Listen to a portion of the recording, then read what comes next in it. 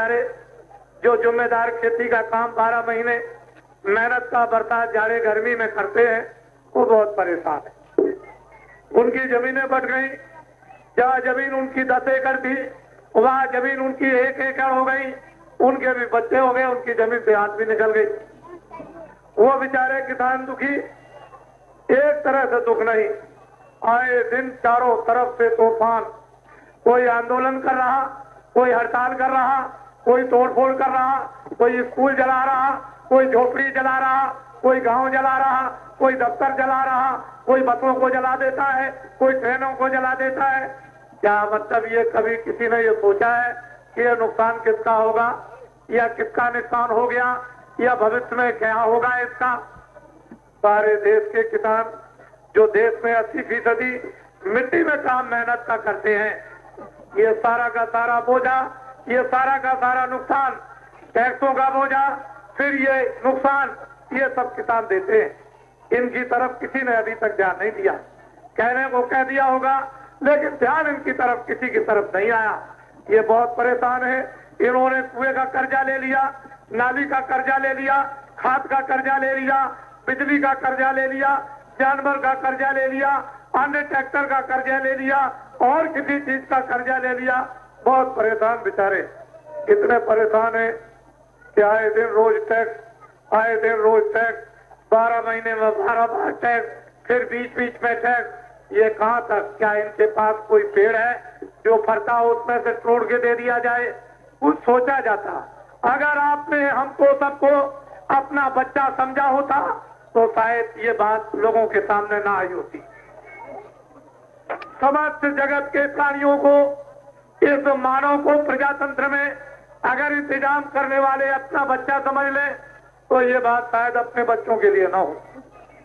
उनको अगर 2 एकड़ खेती दे दी जाए, उनको 4 एकड़ खेती दे दी जाए, और उनके पास 10 बच्चे हों, और फिर उनसे कहा जाए कि आपके ऊपर में ये टैक्स लगेगा, तो वो वही बात कहेंगे जो मैं कहता हूं। बड़ी भारी उलझन देश में चारों तरफ की हो गई। एक तरफ की आफत नहीं, छोटों पर भी आफत, बड़ों पर भी आफत, सेठ साहूकारों पर भी आफत, ये नौजवान बच्चे जो स्कूल में पढ़ते हैं उन पर भी आफत, कर्मचारी अधिकारियों पर भी आफत। एक ऐसा उलझन का जंगल में, एक झाड़ियों में ऐसा बता दिया गया है कि किसी का मस्तक काम नहीं करता। अभी थोड़े दिनों में एक बंबई में शताब्दी समारोह हुआ। वैसे झगड़ा तो आपस में बहुत हो गया कि अस्पतालों में अभी तक पड़े हुए हैं, लेकिन भारत के प्रधानमंत्री ने कहा कि हमारा जो शासन है वो सारा का सारा भ्रष्ट है। ये सारा शासन दलाल है, अधिकारी कर्मचारी दलाल है, सेठ साहूकार ये है, ये भ्रष्ट है। और जो भ्रष्ट से भ्रष्ट काम करे वही देश में नेतृत्व की निशानी पाता है। प्रधानमंत्री से वाक्य यह है, लेकिन मैं आपको नहीं कह सकता कि आप भ्रष्ट हैं। मैं तो ये कह सकता हूं, न कर्मचारी भ्रष्ट है, न अधिकारी भ्रष्ट है, न सेठ साहूकार भ्रष्ट है, और न ये भ्रष्ट है। मेरी बातों को बहुत ध्यान देकर क्यों आंदोलन आपने बंद नहीं किया? जब 30 साल तक आंदोलन देश को आजाद करने का जब होता रहा तो आपने पुल उड़ा दिया, आपने मकान उड़ा दिए, कितनों की जानें चली गई, कितनों की जानें ले ली गई। ये तो उस समय था जब देश आजाद नहीं हुआ था, उस समय के लिए था, लेकिन अब तो बंद हो जाना चाहिए था। लेकिन 35 सालों से कितना नुकसान खरबों का हो गया। ये खरबों का नुकसान इन बेचारे किसानों ने खून पसीना बहाकर रो रो करके, इन्होंने, इनकी सुनने वाला फरियाद कोई नहीं, इन्होंने सब कुछ झेला और अब भी झेल रहे हैं, और आगे जो कुछ होगा किसानों तुम्ही को झेलना पड़ेगा, दूसरा और कोई कुछ नहीं देगा। 100 में से 80 किसान, और जितनी आबादी है उसकी 80% देश में किसानों की है। आबादी तुम कभी मत समझना कि 70 करोड़ की है, 2 अरब की आबादी है। बुद्धिमान लोग इस बात को ध्यान से सुने। चुनाव आयोग ने मतदान के लिए 42.5 करोड़ की लिस्ट बनाई थी पिछले दिनों में, और उसने घोषणा की थी कि मताधिकार यानी 42.5 करोड़ का हो गया तो आप 10 बच्चे छोड़ दो, आप 8 बच्चे छोड़ दो, आप 5 बच्चे छोड़ दो, नीचे के 2-3 छोड़ दो, एक परिवार में 4 बच्चे, उन 4 बच्चों की गिनती अलग कर लीजिए, 1 अरब 60 करोड़ और 42.5 उसमें जोड़ दीजिए तो 2 अरब से ऊपर हो जाता है। और जिसका वोटर लिस्ट पर नाम नहीं, उसकी गिनती नहीं, जो खाना बदोश विदेश से आए हैं उनकी भी गिनती नहीं है। जब 70 करोड़ का बजट बनेगा तो 2 अरब की आबादी को कैसे पूरा पड़ेगा, कैसे बच्चों को काम मिलेगा, कैसे लोगों को काम मिलेगा।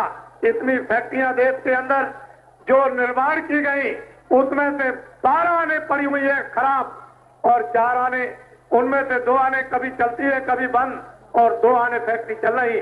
देश की संपत्ति जो इतनी बड़ी लगा दी गई और उसका हैरान नुकसान हुआ, ये सब इन किसानों को देना था, दूसरा कोई देने वाला नहीं। इसलिए किसानों, तुमको मेरी बात फिर से सुननी होगी। मैं बहुत दिनों से देखता चला आया, मैंने 37 साल के कार्यकलापों को देखा। तुम अपने प्रतिनिधियों को ऐसा समझ करके चुन के भेजते हो कि ये यहाँ जाएंगे तो हमारे क्षेत्र में कोई हमारी सेवा का काम करेंगे।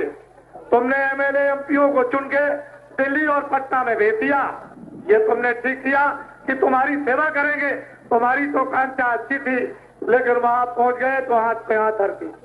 20 मिनिस्टर बन गए पटना में या 20 मिनिस्टर बन गए दिल्ली में, बाकी जितने 500 और जितने आदमी हाथ पे हाथ धर करके, ये बेचारे, उनको कहा जाए दलाल है, उनका खर्चा पूरा नहीं पड़ता। बड़े शहर में रहते हैं, बड़े खर्चे हैं, तनख्वाह थोड़ी है, खर्चा पूरा नहीं होता है और अधिकारियों को दबाते हैं, अधिकारियों से गलत काम कराना चाहते हैं केवल अपने पेट के लिए। इसके माने वो भ्रष्ट नहीं है। आपको मेरी बात पर ध्यान देना होगा। 10,000 एमपी दिल्ली भेजकर 10,000 मिनिस्टर बना दिए जाएं और सारे देश का काम उनको सौंप दिया जाए तो ये पूरा नहीं हो सकता। 5,000 पटना में एमएलए भेज दिया जाए और 5,000 को मिनिस्टर बना दिया जाए तो सारे सूबे का काम नहीं दे सकते हैं। आपको ये सोचना और समझना, फिर से इस पद्धति को फिर सोचना है या इस पद्धति को विलीन करना है, नई पद्धति को लाना। आप ऐसा करो कि जितने भी एमएलए एमपी पक्ष विपक्ष के हैं उनको सबको एक तरफ से काम दे दीजिए, कोई भी काम दीजिए। जब अपने अपने काम में प्रजा के लग जाएंगे, अपना अपना काम करने लगेंगे, जब दायित्व समझेंगे और उनको देश के लिए रोजी और रोटी उनको मिल जाएगी एमएलए एमपीओ को, तो आंदोलन खत्म, हड़ताल खत्म, तोड़फोड़ खत्म। ये बोझा देश के किसानों पर नहीं पड़ेगा और कोई नया टैक्स भी नहीं लगेगा। किसानों, मैं कोई महात्मा नहीं हूं, ना मैं कोई भगवान हूं, मैं आपका सेवक हूं। मैं जैसे पहले था वैसे अभी हूं और वैसा ही भविष्य में रहूंगा। मैं पहले तुम्हारे बीच में था, अब भी हूं और भविष्य में भी तुम्हारे बीच में रहूंगा। मुझे कोई ख्वाहिश, कोई इच्छा, कोई लालसा राष्ट्रपति की नहीं, मुझे कोई प्रधानमंत्री की नहीं और न मुझे कोई मुख्यमंत्री की और न इसकी मुझको कोई जरूरत है। लेकिन देश के किसानों, मैं ये तुमसे वादा करता हूं कि अगर तुम मेरी बात को मान लो, एक बार भी तुम मेरी बात को मान लो, अगर देश के किसानों ने निष्पक्ष होकर के मेरी बात को एक बार मान लिया तो जितना भी 37 साल का कर्जा, चाहे ट्रैक्टर का हो, चाहे नाली का हो, चाहे खाद का हो, चाहे बैल का हो, चाहे कुएं का हो, अन्य कोई खेती का कर्जा जो किसानों पर होगा, मेरी बात को अगर मान लेंगे तो सारे हिंदुस्तान का 33 साल किसानों का कर्जा माफ करा दिया जाएगा। मेरी बात को तो माने। ये हमारे अधिकारियों को कह दिया दलाल है। 500 रुपए में, आज के समय में 600 रुपए में ये गरीब क्या गृहस्थी चला सकता है? इस बेचारे के बच्चे शहर में रहता होगा, ये बेचारा पढ़ाता होगा, लेकिन किस तरह से पढ़ाता है वो मुझको मालूम है। मैं जानता हूं उसकी तकलीफों को। कहना आसान है कि अधिकारी कर्मचारी भ्रष्ट है, ये सब दलाल है, ऐसे कहने से जान नहीं छूट जाएगी कि कर्मचारी अधिकारी दलाल है, सेठ साहूकार दलाल है। ये बेचारे न्यायाधीश जो जज काम करते हैं, इनका गुजारा उस तनख्वाह वेतन में नहीं होता। आज के युग में उनको 10,000 तनख्वाह उनको महीने मिलना चाहिए तो उनका गुजारा हो जाएगा। उसके नीचे 6,000 तनख्वाह मिलनी चाहिए तो उसका गुजारा हो जाएगा। उसके नीचे 4,000 तनख्वाह मिलनी चाहिए तो उसका गुजारा होगा। और जो सबसे छोटा कर्मचारी है उसको आज के युग में 2,000 मिले तो गुजारा हो सकता है। ज्यादा तो नहीं, लेकिन तुम ध्यान रखो, बड़े अच्छी तरह से विवेक बुद्धि, ऐसे साहूकारों और अधिकारियों, हिंदुस्तान में 2 पूंजी है, एक तो सफेद और एक काली। 2 आने पूंजी, जो सफेद है वो तो व्यापार में लगी हुई है और 14 आने ऐसे ही। आए दिन अधिकारियों के घरों में छापा, छोटे बड़े बेचारे दुकानदार व्यापारियों के घरों में छापा। आज वो रो रहे, चिल्ला रहे हैं। उन्होंने मेहनत करके, मशक्कत करके किसी तरह से कुछ पैसा जोड़ा जाड़ा होगा, लेकिन क्या छापा पड़ता है, सामान सब चला गया। वो रोते ही चिल्लाते रह जाते हैं कि क्या किया जाए, ऐसे युग में कोई सुनने वाला नहीं। उनका भी खर्चा पे खर्चा, तुम्हारा भी खर्चा पे खर्चा। ऐसे साहूकारों, छोटे बड़े अधिकारियों, मैं तुम्हें यह विश्वास दिलाता हूं कि अगर मेरी बात को आप मान लो, आपके घरों में कोई छापा नहीं पड़ेगा और काली पूंजी का एक भी नया पैसा आपसे टैक्स नहीं लिया जाएगा। अगर हिंदुस्तान के सब लोग मेरी बात को मान लें तो मैं 24 घंटे के अंदर हिंदुस्तान की पूंजी जो काली है उसको व्हाइट करा दूं। मेरे पास उसका रास्ता है। नौजवानों, बच्चों, जो तुम स्कूलों में पढ़ते हो, मुझको मालूम है कि तुम इस साल 1 करोड़ निकलोगे, 1 लाख को देश में नौकरी मिलेगी, बाकी 99 लाख बेकार। वो तो आपको मेरी अब जरूरत पड़ेगी। मैं तो आपका सेवक हूं। जिस समय पर जब हिंदुस्तान की पूंजी जो काली है और सफेद कर दी जाएगी, उस समय पर कोई भी स्कूल का बच्चा, नौजवान, छात्र बेकार घर में नहीं बैठ सकता, सबको काम मिलेगा। इसका रास्ता एक नया है, लेकिन वो मैं नहीं अभी बता सकता। मेरी नकल करना भी नहीं तुम फंस जाओगे। भारत का प्रधानमंत्री हमारी तकलीफ को क्या सुनेगा? वो तो चारों तरफ मिलिट्री के घेरे में आ गया। न तुम उनको अपनी तकलीफ सुना सकते हो, न मेरी सुन सकता है, न वो अपना निराकरण कर सकता, न मेरा कर सकता। ये तो भारत के ऋषि मुनि महात्मा जब कभी आते हैं तो ये सारी विपदाओं को, तुमको मालूम है कि मेरे हाथ में क्या है, तुम्हारे सिर पर मार दूं तो क्या हो जाए। उनसे पूछो जाकर रास्तों में कि जिनके ऊपर हाथ रख दिया वो क्या कहते कहते गए। आपको क्या मालूम, परेशानी लेकर, तकलीफ लेकर तुम आए हो। मैं एक तकलीफ तुम्हारी ठीक कर सकता हूँ, 2 तकलीफ ठीक कर सकता हूँ, 4 तकलीफ ठीक कर सकता हूँ। मेरे पास तो उसका मसाला है। मुझे तो उसका भगवान का हुक्म मिला है कि इनकी तकलीफों को सुनो, इनकी तकलीफों में शरीक हो, इनकी तकलीफों को दूर करो, इनको अपनी बात सुनाओ, इनको मेरी बात सुनाओ, इनको मानवता की बात सुनाओ, इनको अच्छे बुरे कर्मों का बोध कराओ, इनको बुराइयों से हटाओ, इनको अच्छाइयों पर चलाओ। इनसे कहो तुमको भोजन मिलेगा, इनसे कहो तुमको कपड़े मिलेंगे, और किसानों से ये कहो कि वो वक्त और जमाना आ जाएगा कि तुम अगर मेरी बात को मान लो तो गांव की नारियां भी गले में सोना पहनती हुई सब दिखाई दे।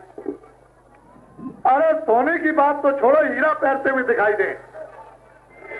कलयुग जाएगा, सतयुग आएगा, तुमने दीवारों पर पढ़ा होगा। क्या तुमने कोई हंसी बात समझी थी? अभी कलयुग गया नहीं, ना सतयुग आया। लेकिन अगर राम, विश्वामित्र और वशिष्ठ उनको जटा और झूठ भेष बदलकर उनको तपस्या के लिए न भेज देते तो रावण तो विश्वामित्र यहां से भी मरवा देते। वो दुर्वासा जो है महाभारत बैठ करके करा देते, लेकिन इतिहास नहीं बनता, ये चरितार्थ नहीं होता। इतिहास तो इतिहास से बनता है। तुम्हारे कानों में नर नारी बच्चे बच्चियों के डाल दिया जाए कि कलयुग जाएगा सतयुग आएगा। अभी नहीं गया कलयुग ना सतयुग आया, लेकिन तुम्हारे कानों में कोई बात तो पहुंच जाए और उस बात का तुम्हारे हृदय स्तर पर कोई काम होने लगे। काम से परिवर्तन होता है, चुपचाप रात को स्वप्न में परिवर्तन नहीं होता, इसलिए उसका इतिहास बनता है। तुम घबराओ, चिंता मत करो, बड़े ध्यान से मेरी बातों को सुनो। मैं तुम्हारे लिए ही आया हूं और इसीलिए मैं घूम रहा हूं, भटक रहा हूं। मैं 4 तारीख को मथुरा से चला था इसी महीने में, और सड़कों पर उसी तरह की भीड़ है जो यहाँ मथुरा से लेकर के यहाँ तक इसी तरह की भीड़ सब जगह, कोई जगह खाली नहीं। देश का हर जनमानस पढ़ा लिखा अनपढ़ अब ऐसी दिशा और दशा में पहुंच गया है कि अपने को बदलना चाहता। उसके मन पर कोई और चीज आ गई, उसकी बुद्धि पर कोई और चीज आ गई, उसकी आंखों पर कोई और चीज आ गई है, उसके हृदय स्तर पर कोई और चीज आ गई, उसके भाव में कोई और चीज आ गई, खड़े होने में बैठने में कोई चीज आ गई। उसमें एक परिवर्तन के संकेत सामने उभर आए, दिखाई देने लगे, और महात्मा द्वारा हमें सब परिवर्तन हुआ। अगर महात्माओं को आपने शुरू से ही आगे रख लिया होता, महात्माओं को छोड़ा ना होता, महात्माओं के उपदेश को आपने बंद न किया होता, महात्माओं ने मानवता को आपने न छोड़ा होता, मानवता पे रहते तो आज देश ये सब स्वर्ग बन जाता। लेकिन आप तो लालच में फंस गए, जरा जरा सी चीज के लालच में ईमान बेच दिया, पूरा पूरा अपना धर्म बेच दिया, पूरी पूरी अपनी सत्यता बेच दी, पूरा अपना पेड़ बेच दिया। जब सब कुछ मनुष्यता का आपने बेच दिया तो आपके पास क्या रह गया? ये चीजें फिर से लानी पड़ेगी, उसके लिए मेहनत करना है। हमारे ऐसे सेवकों को मेहनत करनी पड़ेगी आपके साथ में। तो जो चीजें आपने फेंक दी उनको उठा करके लाना, जो चीजें आपने भर ली है अपने हृदय स्थल में उनको निकाल बाहर करना, तब जाके काम बनेगा। ऐसे काम नहीं तो समय बदलेगा। बच्चे और बच्चियों घबराओ नहीं, अब उसका समय और दिन ये हम जानते हैं कि बहुत तरह से तुम निराश हो चुके हो, तुमको कंबल डाल के लोगों ने लूट लिया, इसमें कोई संदेह वाली बात नहीं है, और तुम वैसे ही के वैसे रह गए। इसलिए वक्त और समय की बात हम तो इतना चाहते हैं कि दिन में आप काम जो भी इस समय पर करते हो हम मदद देंगे। खेती में काम करते हो, हमसे आप मदद ले सकते हो कि जिसकी खेती में 20 मन गल्ला होता है मुझसे 30 मन ले लो, मैं देने को तैयार हूं। लेकिन यह है कि शाकाहारी जीवन बना लो। शाकाहारी जीवन किसको कहते हैं? जितने अनाज ही दिन में 100 बार खाओ, जितनी सब्जियां है दिन में 100 बार खाओ, जितने फल है 100 बार खाओ, और जितना दूध है 100 गिलास पियो, और घी है किलो खा जाओ। आप अच्छे से अच्छे कपड़े पहनो और अच्छे मकान में रहो, ये है शाकाहार। शराब मत पीना, शराब पी लोगे घर चौपट, घर बर्बाद, घर नष्ट हो जाएगा, समाज नष्ट हो जाएगा, मनुष्य नष्ट हो जाएगा, बच्चे नष्ट हो जाएंगे, स्त्री नष्ट हो जाएगी, अड़ोसी पड़ोसी नष्ट हो जाएंगे, सारा देश नष्ट हो जाएगा। ये सारा देश शराब के शराबोर में नरक बन जाएगा, और उस नरक में सब चिल्लाएंगे तो नकार खाने में कोई आवाज किसी की सुनने वाला नहीं। इसलिए शराब मत पीना। तुम ये अपना मन में प्रतिज्ञा करो कि हम अनाज खूब खाएंगे, हम सब्जी खूब खाएंगे, हम फल खाएंगे, अच्छे कपड़े पहनेंगे, अच्छे मकान में रहेंगे। आप मुझसे मदद लो, मैं मदद करूंगा। मैं चाहे दूर रहूं जंगलों में, लेकिन फिर भी आपकी मदद करूंगा। सूरज तो इतना दूर रहता है, वो आपको रोशनी देता। भगवान तो सर्वव्यापी है, लेकिन वहां से बैठ करके सब कुछ देखता हो। तुम अंधे हो गए। जब तुम अंधे हो गए तो परमात्मा को देख नहीं सकते हो। आंख का पर्दा हटाओ, परमात्मा सामने। परमात्मा कहीं गया नहीं है, वो तुम्हारे सामने, लेकिन तुम्हारी आंख बंद हो गई। बाहर की आंख बंद हो जाए तुम कोई चीज बाहर से नहीं देख सकते हो। इसी तरह से जो भगवान को आंख देती है, जो दिव्य आंख ज्ञान चक्षु, वो तुम्हारी बंद हो गई, तो परमात्मा नहीं है। परमात्मा तो सब कुछ देख रहा, लेकिन तुम कर्मों द्वारा अंधे हो गए, जाला पड़ गया। माड़ा पड़ गया, गंदगी आ गई है और आंख पर तुम्हारे पर्दा ऐसा पड़ा कि फाटक लग गया, अब तुम नहीं देख सकते हो, इसलिए मैं तुम्हारी सब तरह से मदद करूंगा, तुम चिंता मत करो, घबराओ नहीं। मेरा हाथ भी लगेगा, मैं आंख से भी देखूंगा, मैं और तरह से भी संकल्प से भी आपकी मदद करूंगा, हर तरह से आपकी मदद करना चाहता हूं क्योंकि मैं सेवक हूं। मुझे तो आपके कष्टों को देख करके हृदय में बड़ी तकलीफ है, बड़ा दुख है। हम देखते हो कितनी मेहनत करते हैं, हमारी मेहनत को चल करके 10 फीट तक देख लो कि मैं कितनी मेहनत करता हूं। मैं तो बुढ़ा आदमी हूं, लेकिन मेरी जितनी मेहनत जवान नहीं कर सकता। इसलिए अब आप, मैं ये चाहता हूं पहले कि दिन में काम बच्चों की सेवा, मैं परमात्मा का सीधा सादा ऊंचा सरल, स्त्री चारपाई पे लेट के, पुरुष चारपाई पर लेट के खेत में काम करो, वहां सुबह दोपहर में जब तुमको 24 घंटे में समय मिल जाए 2 मिनट 4 मिनट मेहनत करो, तो 4 मिनट मेहनत की मजदूरी ले लो। भगवान का मनुष्य रूपी मंदिर में ऐसा दरवाजा है भजन करने का कि जितनी मेहनत करो, 1 मिनट करो तो 1 मिनट की मजदूरी लो, 2 मिनट करो तो 2 मिनट की मजदूरी, 10 मिनट करो तो 10 मिनट की मजदूरी आपको तुरंत मिल जाएगी। ऐसा सरल, ऐसा ऊंचा, ऐसा सीधा, ऐसा आसान भगवान का मनुष्य रूपी मंदिर में भजन, जिस भजन के द्वारा आत्मा शुद्ध पवित्र हो जाए और जाग जाए और यहीं से बैठ करके मरने के पहले स्वर्ग में, मरने के पहले बैकुंठ में, मरने के पहले ब्रह्मलोक में पहुंच जाए। ऐसा सब मनुष्यों के पास दरवाजा है, लेकिन उसको सब भूल चुके हैं। जब तक वेदी नहीं मिलेगा, जानकार नहीं मिलेगा, तब तक मनुष्य रूपी मंदिर में भगवान के पास जाने का फाटक नहीं खुलेगा। वो फाटक हो गया बंद और वो मैं खोलने के लिए आपका फाटक आया हूँ। इसलिए मैं देना तो चाहता हूँ कि तुमको बहुत कुछ दे दूं, लेकिन तुमको लेना नहीं आता, और दे भी दूं तो रखना नहीं आता है। तो धीरे से पहले तो बर्तन बनाना पड़ेगा कि जो कुछ दिया जाए उसको ले लिया जाए, और जो ले लिया जाए उसको रख लिया जाए, और रखने के बाद उससे लाभ ले लिया जाए। तो ऐसा बर्तन जब बनाया जाता है, दूध रखोगे खराब बर्तन में फट जाएगा, कपड़ा गंदा पहनोगे तो बदबू आएगी, घर में झाड़ू नहीं लगाओगे तो बैठा नहीं जाएगा, जहाँ जानवर बसते हैं गोबर नहीं उठाओगे तो दरवाजे को लोग अवगुण कहेंगे। ये तो तुमको सफाई करनी पड़ेगी, तो मन की, बुद्धि की, चित्त की, अंतःकरण की सफाई करनी होगी, और इसके लिए महात्मा को धोबी बनना पड़ेगा। वो धोबी को घृणा नहीं करनी है। तुम किसी भी जात पात के छोटे बड़े हो, उसको कोई घृणा किसी तरह की नहीं, उसकी दृष्टि में मनुष्य है। जब पैदा हुआ था तो कोई जात लेकर नहीं आया, न कोई भाषा लेकर आया। तुम्हारी ये बनावट भी, तुम बनावट में फंस गए। जब जाने लगो तो क्या जात लेकर जाओगे, जैसे आए वैसे चले जाओगे, ना कुछ लेकर आए ना कुछ लेकर जाओगे। तो मैं अभी परमात्मा का आपको अभी भेद सरल और सीधा बता देता हूँ 10 मिनट। जिसको मंत्र कहते हैं, जिसको दीक्षा कहते हैं, जिसको गुरुमंत्र कहते हैं, ये हमारे यहाँ नहीं कहा जाता। कलयुग में कहा जाता है नामदान। नामदान के बराबर दुनिया में कोई दान नहीं, ना सोना है, ना चांदी है, ना हीरे। सारा संसार अगर दे दीजिए आप दान में, तो उसके बराबर कुछ भी दान नहीं।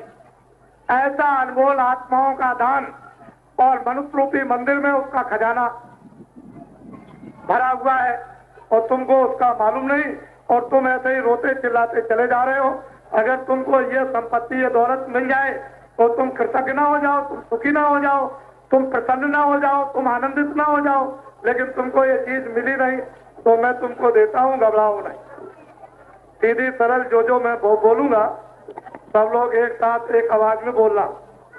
मैं भगवान का जो नाम बोलूंगा, आप लोग सबके सब एक आवाज में बोलना, और सबकी आवाज धीरे धीरे मेरे कानों तक आनी चाहिए, ताकि मैं ये समझ जाऊं कि आप शुद्ध नाम का उच्चारण कर रहे हो। पहले मैं बोलूंगा, उसके बाद आप। जब मैं चुप हो जाऊंगा, कैसे बनती है और कैसे चलेगी? लोग अगर आकर के पूछे तो मैं देश के लोगों को रास्ता बता दूं, सारे देश के प्राणी सकुशल हो जाए, सारे देश के प्राणी संपन्न हो जाए, सारे देश के प्राणी भरपूर हो जाए, लेकिन ये लोग पूछते नहीं है ऋषियों मुनियों महात्माओं से। ये संकट काल में एक ऐसा रास्ता पूछना चाहिए कि इसकी जो व्यवस्था भ्रष्ट हो गई, ये भ्रष्ट व्यवस्था है। अधिकारी, कर्मचारी, सेठ, साहूकार, ये बच्चे भ्रष्ट नहीं है, ये भ्रष्ट व्यवस्था है। उसी व्यवस्था को शुद्ध कर दो तो सब काम बिल्कुल ठीक बन जाएंगे। लेकिन मैं ऐसे क्यों बता दूं? मेरे पास तो उसका निदान है, मैं तो आपको करके दिखा दूंगा और फिर आपसे ये पूछूंगा कि मैंने जो जो कहा वो करके आपको देखिए दिखाया कि नहीं, करवा दूंगा। मैंने ऐसे आदमी तैयार कर दिए। आप घबराते क्यों हैं? आप चिंता क्यों करते हैं?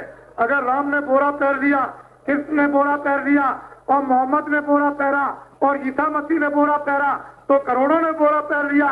इनमें कुछ है, ऐसी बात नहीं है। आज के युग में बोरा पैर कर कोई चीज है, ये आपके लिए होगी। महात्मा सब आपके लिए तैयार करते हैं, वो ऐसा नहीं। ये भगवान की सृष्टि है, ये धर्म भूमि है, ये कर्म भूमि है। जब यहाँ कर्म बिगड़ेंगे और धर्म नष्ट हो जाएगा तो परमपिता परमात्मा किसी न किसी को भेजेगा। अब ये बताओ, हमने कुछ बुरा तो नहीं कहा? बोलो बच्चे, हमने कुछ बुरा तो नहीं कहा? तो ये बताओ, हमने किसी की बुराई तो नहीं की है? अरे जोर से बोलो, हमने सरकार की बुराई तो नहीं की है? तो मैंने सेठ, साहूकार, अधिकारियों की बुराई तो नहीं की? तो ये बताओ, मैंने बच्चों और किसानों की कोई बुराई तो नहीं की है? अब मैं रात्रि को यही रहूंगा, आप इसी जगह पड़ा रहेगा, सुबह प्रस्थान करेगा। आप में से कोई समझदार व्यक्ति हो तो 10 मिनट तक मेरे साथ आगे चल करके कल देख ले।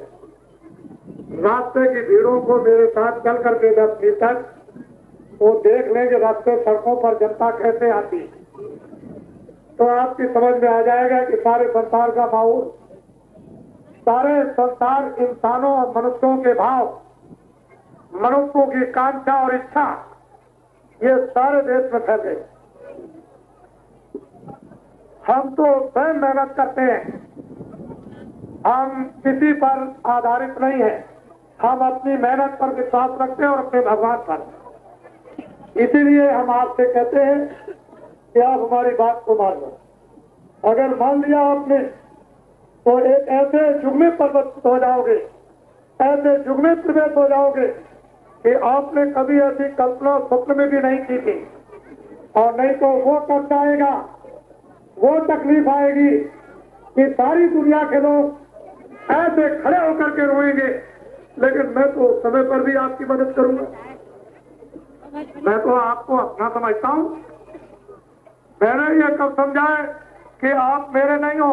मुझे कोई रास्ते में ये बता दें कि किसी से भी कोई भेदभाव इन्होंने रखा। कोई बच्चा, कोई स्त्री, कोई पुरुष, पढ़ा लिखा हो, अनपढ़ हो, वो ये देखे इस चीज को कि कोई भेदभाव किसी तरह का स्वप्न में भी, कोई भावना में भी है। मैं तो आपको अपना समझता हूँ, आप मुझे नहीं समझ पाते हो। इन हाथों में क्या है आपको मालूम नहीं, इसमें क्या चीज रखी आपको पता नहीं। तो इसलिए मुझसे कुछ भूल चूक हो जाए, मैं आपका पक्का सेवक हूँ। मैं कोई महात्मा नहीं हूँ, मैं सेवा का काम करता हूँ। मेरे पास मसाला है, मैं चोरों को भी ठीक कर लेता हूँ, डकैतों को भी ठीक कर लेता हूँ, मैं बुरे आदमियों को शुद्ध करता हूँ। मेरे पास उसका मसाला है और मैंने कितने करोड़ों लोगों को बदला और अब बदलने जा रहा हूँ, उसकी तैयारी हो गई। पहले तो मैं तैयार कर रहा था, अब तो उसकी तैयारी हो गई, तो बदलाव तो है ही। तो मैं तो किसी से घृणा करता नहीं, किसी से परहेज नहीं करता हूँ। तो इसलिए काम तो होगा, परिवर्तन होगा, इसको कोई रोक नहीं सकता है। और वो परिवर्तन की भावना आपकी है जो उभार दी जाएगी। तो एकदम खड़े हो जाओगे अपने मंच पर, और जब मंच पर खड़े हो जाओगे तो कोई आपको लालच नहीं दे सकता, कोई बहका नहीं सकता है। अभी तो आपने अपनी बुद्धि को, अपने मनुष्य शरीर की क्रियाओं को आपने बेच लिया, लेकिन फिर बुद्धि को कोई खरीद नहीं सकता और ना आप लालच में आ सकते हो, क्योंकि आपको लोक का और परलोक का अलौकिक धन, लोक का और परलोक का अलौकिक धन मिलेगा। फिर आप क्यों लालच में आएंगे? अच्छा बोलो, जय गुरुदेव, जय गुरुदेव, जय गुरुदेव। कल का कार्यक्रम हमारा रास्ते का सोनपुर में इसी तरह का पड़ाव कल पड़ेगा और सोनपुर में 17 तारीख को भी पड़ाव पड़ेगा। एक दिन विश्राम का है। इसी तरह के कार्यक्रम रास्ते में करता हुआ और ऐसा ही कार्यक्रम जनसमुदाय के सामने सोनपुर में कल है शाम को 3 बजे ये शुरू होगा और फिर वहीं पर पड़ाव पड़ जाएगा और 17 तारीख को वहीं रहेगा। उसके बाद ये 10,000 किलोमीटर की यात्रा है, 10 प्रांतों की 90 दिन की, 90 दिन बराबर इसी तरह से और 10 प्रांतों की और 10,000 किलोमीटर की यात्रा है। ये छोटा काम नहीं है। जिस तरह से बहनें अपने भाई को राखी बांधती है, ऐसे ही संकल्प जब सिद्ध किया जाता है, जब पका लिया जाता है, तो इसी तरह से संकल्प का एक धागा तैयार करके और फिर कर दिया जाता है, फिर आपको बांधा जाएगा। वो संकल्प का धागा है, ये चारों तरफ से बन जाएगा। फिर आप देखिएगा। बोलो जय गुरुदेव, जय गुरुदेव। खड़े हो जाओ, खड़े हो जाओ। सब लोग मेरी तरफ देखो, सब लोग खड़े हो जाओ। अपने हाथ को ऊपर करो, हाथ नीचे करो। बोलो जो जितने टैक्स है तेल के, डीजल के, खाद के जितने बढ़े हैं, क्या तुम चाहते हो कि लगे रहे? इनको खत्म कर दिया जाए? तो जरा हाथ तो उठाओ। ये देखो अधिकारीगण दिल्ली में लिख दीजिए, ये लोग चाहते हैं कि ये खत्म जो बढ़ा है टैक्स इस जनता पर, किसानों पर, इसी पर बोझा ये तिलमिला गए, इसको खत्म कर दिया जाए। और नया जब कभी भी वो सदन चले तो नए बजट में कोई किसानों पर नया करना लगाया जाए, ना लगाया जाए। देखिए इधर, इनको हाथ नीचे कर लो। ये बहुत बड़ी चीज है। दिल्ली के लोगों सुन लो इस बात को, ये जनता कह रही है, इससे पूछिए। और जब कभी टैक्स लगाओ तो जनता से पूछो उससे। जब जनता 50% से ऊपर कहे कि हम नहीं, टैक्स नहीं लगना चाहिए, तो 2% के कहने में टैक्स मत लगाइए। ये मैं भी प्रार्थना करूंगा और जनता की तरफ से भी प्रार्थना करूंगा। और जनता खुद स्वयं कह रही है कि टैक्स न लगे और आगे न लगाए जाए। और मैंने जो वचन दिया है कि हिंदुस्तान के संपूर्ण किसानों का 35 साल का खेती संबंधी सभी कर्जा माफ करा दिया जाएगा। आप घबराए नहीं, हमारी बात को तो माने। हम करा के, माफ करा के और फिर आपसे पूछ लेंगे, बोलो हमने जो प्रतिज्ञा की थी वो पूरी आएगा कहाँ से? वो तो हम जानते हैं कहाँ से आएगा, लेकिन हम ये क्यों बताएं कि कहाँ से आएगा? ये हम आपको क्यों बता दें? वो तो हम जानते हैं, हम करा देंगे। हम तुमको वचन देते हैं। फिर क्या बात? ये टैक्स तैरने वाले आपके पास मेरी बातों को लेकर आएंगे। इनकी बातों पर पूरा विश्वास करना कि ये बाबा जी के भेजे हुए हैं जो हमारे पास तक आए। इनकी बातों को ध्यान से आप सुनना और ये समझना कि बाबा जी ने ऐसे आदमियों को हमारे पास अपनी बातें पहुंचाने के लिए भेजा है। मैं सब आदमियों से तो ऐसे नहीं मिल सकूंगा गांव गांव, लेकिन आपके द्वारा तो अपना संदेशा पहुंचा ही दूंगा। तो आप क्यों घबराते हैं?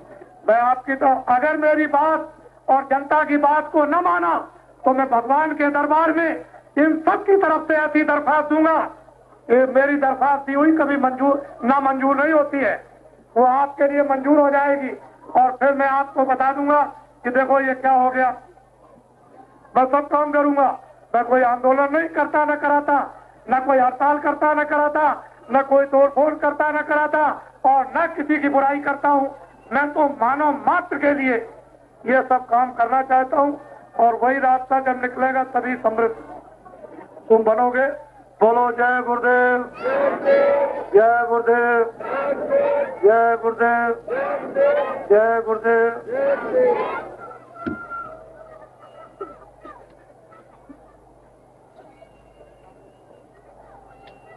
और वो कन्या मतलब उत्तर प्रदेश की जिला जेल हेलीकॉप्टर के द्वारा कभी जिले की जेल में, कभी उस जिले की जेल में, कभी उस जिले। आपके निकट बरेली इतने दिन इस बरेली में यहाँ के प्रेमी जानते होंगे, इन प्रेमियों को गर्व करना चाहिए, इनको अपने गुरु को नहीं भूलना चाहिए, जिसने तुम्हारे यहाँ बरेली में जेल में रहकर तुमको ये प्रमाण प्रस्तुत किया कि मैं तुम्हारे दुख तकलीफ मुसीबत आपत्तियों को दूर करने के लिए मैंने ये स्वीकार किया। लेकिन अभी सब बरेली के सब भ्रमित, सब बेचारे तमाम तो मारे गए थे। मैंने इनको मना किया। सर्वप्रथम मैंने बरेली में एक कार्यक्रम बहुत करा, तब मैंने कहा था इससे अपनी जगह पर रहना, तमाम आदि तूफान आएंगे, घूमते रहना, उखड़ मत जाना। अगर जड़ से उखड़ गए तो तुम्हारा हरियाओगे नहीं, दोबारा हरे भरे नहीं होगे। लेकिन नहीं समझे, सब उखड़ गए और सब चले गए और सब उधर जवार बात करे और सब मारे गए, सब मारे गए, भूत प्रेत की वनी में चले गए। ये इनकी हत्या हो गई, ये सब भूत प्रेत की वनी में चले गए। न मान्यता है परिणाम।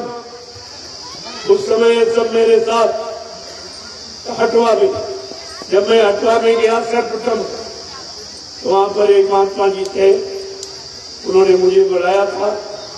मैं वहां गया, ये सब लोग मेरे पीछे वहां जाने लगे, वही संदेश मैंने शुरू कर दिया।